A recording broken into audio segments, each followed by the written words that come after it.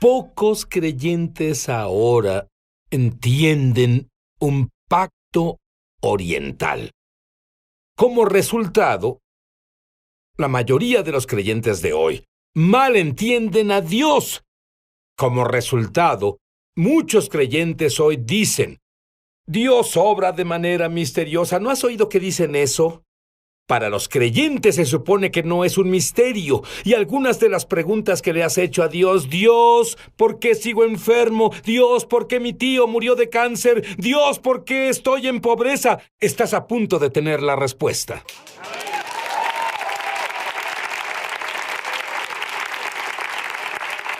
Tengo que decirte, cuando leí la declaración de Craig Hill, es mi amigo, pero dijo: Dios no está en control. Yo dije: Craig, ¿estás meshuga? Es la palabra hebrea para loco. Y él respondió: ¿Sabes, Sid? Estoy meshuga. Meshuga por el Mesías. Todos tienen que estar meshuga por otra persona, así que prefiero estar meshuga por el Mesías. Pero, ¿sabes? Hablando de ese asunto, cuando digo que Dios no está en control, claro que no me refiero a que Dios no es todopoderoso. Pienso que Dios es todopoderoso. Dios es omnisciente, pero lo que creo que muchas personas confunden es la diferencia entre el concepto de soberanía y control. Creo que Dios es soberano, pero no está en control. Y la razón es que el control implica usar tu poder para manipular a las personas y las circunstancias, para forzar un resultado deseado. La soberanía es, a su vez, ser dueño de todo. Pero trabajar a través de autoridad delegada, ofrecerle a las personas elecciones con consecuencias. Este sería el ejemplo obvio. Si Dios estuviera en control, leemos en la Biblia, su voluntad es que nadie perezca. Entonces nadie perecería. Pero observamos que no es cierto. Claro. Las personas perecen. ¿Cómo puede ser? La respuesta es que Dios no está en control. Dios es soberano. Lo que eso significa es que Dios le ofrece a las personas opciones y hay consecuencias. Eso significa, por ejemplo, recibir a Jesús, el Mesías. Dios no obliga a nadie a hacerlo. Él no dice: voy a manipular y controlar y forzar. No. Él ofrece una elección. Él dice: esta es la vida, esto es la muerte, y es eterna, es tu elección. Es soberanía. Dios no está controlando todas las circunstancias. Verás, vemos que cosas horribles pasan. Vemos ahora que las personas son decapitadas. Las personas son asesinadas, son violadas, y terribles injusticias pasan. Lo único que debes hacer es tomar un periódico o ver las noticias y verás todo tipo de cosas pasando en esta tierra que son horribles. No es la voluntad de Dios, no es lo que Dios deseaba y quería. ¿Por qué pasa eso? Hay una simple razón, porque Dios no está controlando todas las circunstancias y permitiendo esto y aquello. Lo que Dios ha hecho es delegar autoridad al hombre. Lo hizo en Génesis, capítulo 1, verso 28. Le dijo a Adán y Eva: te doy dominio sobre los peces del mar, las aves del cielo, los animales y la tierra. Satanás vino y engañó a Adán y a Eva para que le cediera la autoridad a él. Él dijo de su reino, que es reino de la muerte, la destrucción, la devastación. Afortunadamente, Dios tenía un plan. Envió a Jesús, el Mesías, a la tierra, y cuando Jesús murió derramó su sangre y creó un pacto. Y en ese pacto, cuando resucitó de los muertos, dijo esto: toda autoridad en el cielo y en la tierra me han sido dados a mí. Y Él no se llevó la autoridad con Él al cielo. Se volvió y nos la devolvió a nosotros, los creyentes. Y la situación que vivimos ahora, Sid, es esta. Tenemos una asociación con Dios. Dios nos ha dado su autoridad delegada en esta tierra como creyentes por el pacto. Eso es lo que significa pacto. ¿Sabes qué me molesta, Craig? ¿Qué es, Sid? Que Dios es tan bueno, pero es mal entendido incluso entre sus propios hijos. Por ejemplo, cuando nos enfermamos y sabemos que Dios tiene la capacidad de sanarte y no ha sanado, que un ser querido muere de cáncer, una parte de ti, una parte de tu mente dice: amo a Dios, pero tu corazón dice: Dios, me has decepcionado. Odio ese malentendido. ¿Qué le dirías a alguien cuyo tío murió de cáncer y Dios no lo sanó y ese tío amaba a Dios? Lo que descubrimos, Sid, es que hay muchas variables en la Tierra, todo tipo. Hay factores nutricionales, hay factores emocionales, factores de pecado, hay todo tipo de cosas que afectan eso. Si Dios ha hecho un pacto con nosotros y su voluntad es sanar por la sangre de Jesús. Nos ha dado autoridad para implementar eso, pero hay una estrategia del enemigo. La estrategia del diablo es destruir a alguien o traer muerte y enfermedad sobre alguien y luego voltearse y decirle a la gente, Dios hizo eso, Dios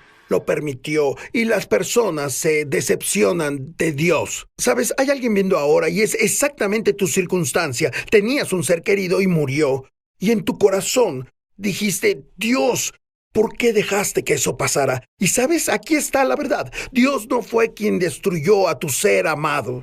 Satanás es quien lo destruyó, quien tomó, quien vino a robar. Dios es el que te ama y el propósito del enemigo es que cierres el corazón a Dios y te alejes de Él. ¿Sabes que hoy, si abres tu corazón y dices, Dios, perdóname por culparte, lo que pasará es que cambiará algo, liberará algo en tu corazón y restaurarás la gloria y la presencia de Dios en tu vida de nuevo? ¿Sabes la historia que me contaste sobre la mujer que casi fue violada? Sí. ¿Puedes explicarlo? Esto explica a alguien que entiende el pacto, y cuando volvamos después de la pausa, quiero explicar qué es un pacto oriental, y muy pocos cristianos lo entienden. ¿Sabes? Esa chica tenía un entendimiento del pacto. Ella estaba en su devocional leyendo la Biblia y encontró una escritura, Isaías 54:15. Dice, si alguien te ataca, no será de mi parte. Cualquiera que te ataque caerá ante ti. El Espíritu Santo le dijo que memorizara eso y lo meditara, y lo hizo. Después, y ella no sabía por qué, pero 2 semanas luego tocaron a la puerta de su apartamento. Ella vivía sola, abrió la puerta, un hombre entró a la fuerza y dijo, te voy a violar. Pues de inmediato esa palabra vino a su espíritu y fue un poco... ella luchó, debo probarlo en serio porque las consecuencias son peligrosas aquí. Decidió, voy a aceptar lo que creo que Dios me dijo. Ella le dijo, no me vas a violar. Además, estoy en un pacto con el Señor Jesucristo. Significa que Él está en mí y yo estoy en Él. Lo que me quieras hacer, se lo haces a Él. Dime, ¿qué veniste a hacer aquí hoy? ¿A violar a Jesucristo? El hombre se puso, ¿qué? ¿Qué? Pactos.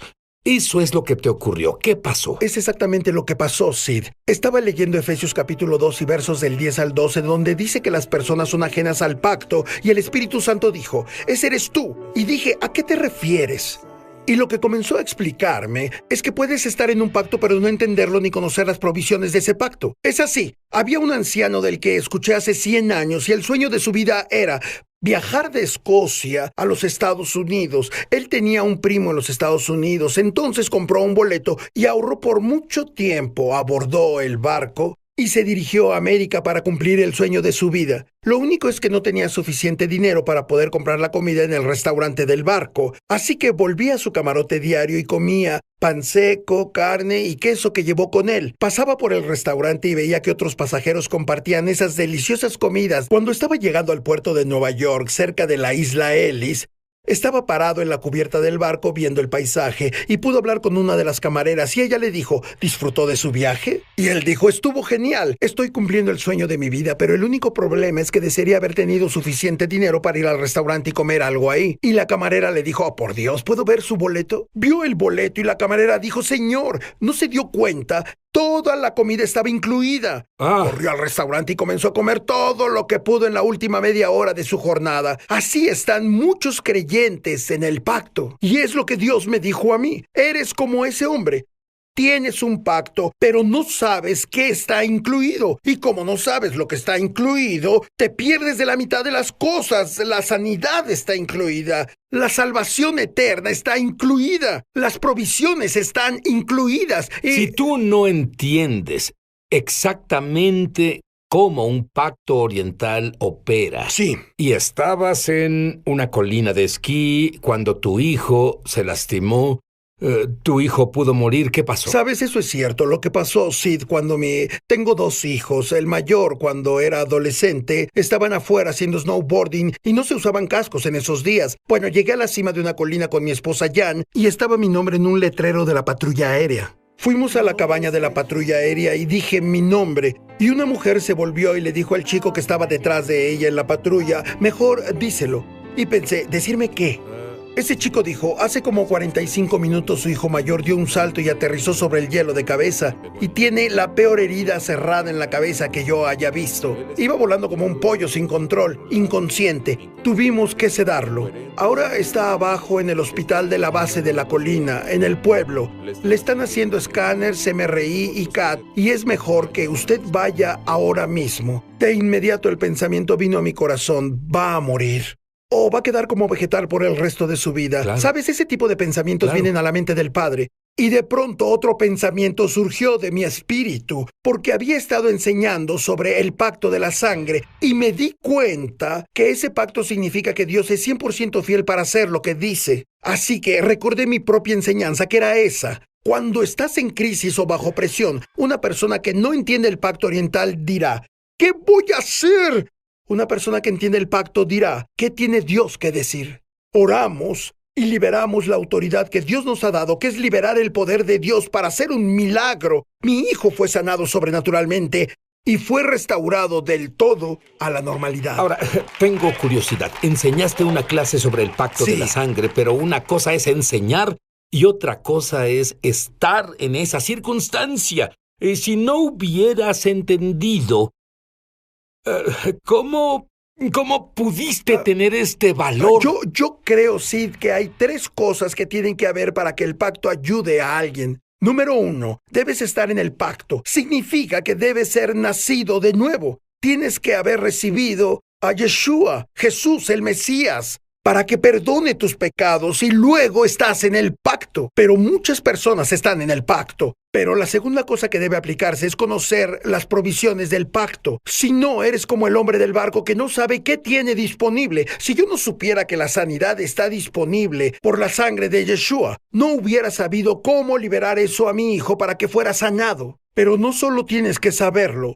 La tercera cosa es que debes saber que es suficientemente fuerte con confianza en tu corazón para aplicarlo en contra de los enemigos. Y en verdad fue... Si puedes conocer lo primero, conocer lo segundo, pero si no sabes cómo aplicarlo, si no tienes la confianza de que tienes la autoridad delegada, pero ahí es donde la mayoría de las personas lo pierden. No conocen la diferencia entre un pacto y un contrato. Cuando volvamos, conocerás la diferencia. Quiero que se clave en tu vida.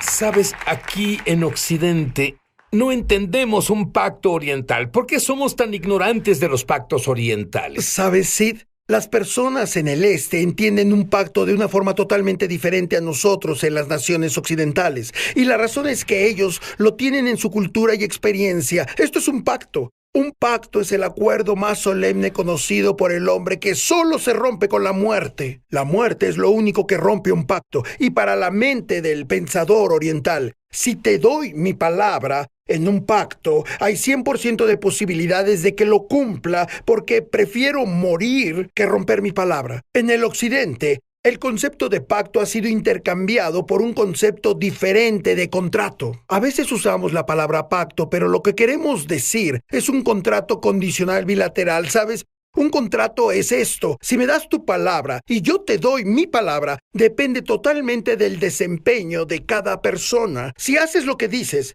yo haré lo que dije. Pero si rompes tu palabra y no haces lo que dijiste, o si me eres infiel, o me traicionas, o me lastimas, o te vuelves contra mí, o me engañas, totalmente está justificado que termine mi relación contigo y me deshaga de ti. Ya no tengo que relacionarme contigo. O si acepto venderte algo, si no me das el dinero, yo no tengo que darte nada. Ese es un contrato. Un pacto, por otro lado, la mejor palabra, y vemos que se usa todo el tiempo en la Biblia, es promesa.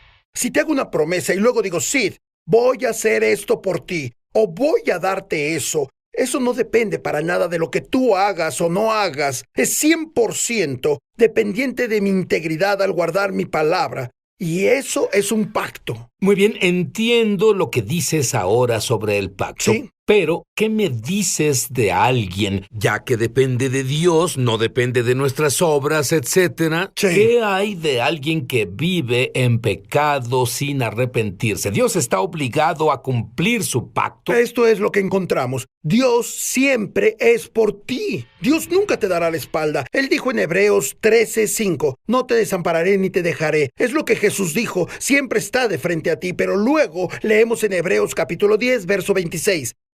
Dice que si sigues pecando voluntariamente, es decir, si voluntariamente pecas y pecas y pecas, lo que en realidad haces es morir espiritualmente. Matas la semilla del Espíritu de Dios en tu espíritu. Y usa un lenguaje muy fuerte. Dice, cuando haces eso, lo que en realidad haces es pisotear al Hijo de Dios. Profanar la sangre en la cual fuiste santificado. ¿E insultas al Espíritu de qué? ¿Al Espíritu de gracia? Y así Eso que... es muy interesante. Insultas al Espíritu de gracia cuando tú voluntariamente sigues pecando. ¿Qué hay del umbral en que alguien... explica eso en el Es un concepto muy poderoso. En el este hay un concepto muy poderoso. Cuando un hombre invita a otro hombre a ir a su casa como huésped, derrama sangre afuera de la puerta, en la entrada. Eso es lo que pasó en la Pascua. Es exactamente lo que pasó en la Pascua, que Dios les dijo que hicieran. Es una costumbre oriental común, y cuando un invitado llega y ve la sangre derramada, sabe que está invitado a entrar al pacto. Cuando pasa por el umbral, el anfitrión dice, te protegeré con mi vida. Todo lo que tengo es tuyo, soy todo tuyo, eres familia para mí, te protegeré con todo lo que tengo. Pero